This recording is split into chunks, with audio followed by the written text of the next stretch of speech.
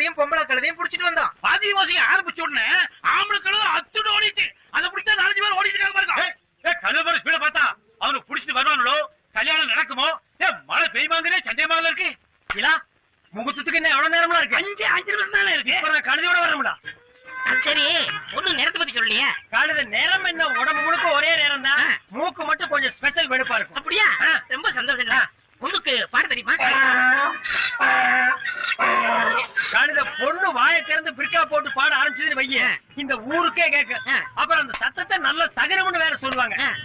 ஒண்ணு பாடி முடிஞ்சு கடைசியில அப்படின்னு ஃபைனல் டச்சிங் ஒண்ணு கொடுக்கும் பாரு. நீ ரொம்ப குடுத்து வச்சோடா. சரிண்ணே, பொண்ணு பிறந்த ஜாதகத்தை பாத்தீங்களா? ருதுவான ஜாதகத்தை பாத்தீங்களா? கழுதை பிறந்தது ஆத்தங்கரை யோரமா, கழுதை ருதுவானது குடிச்சவத்துக்குள்ளயா.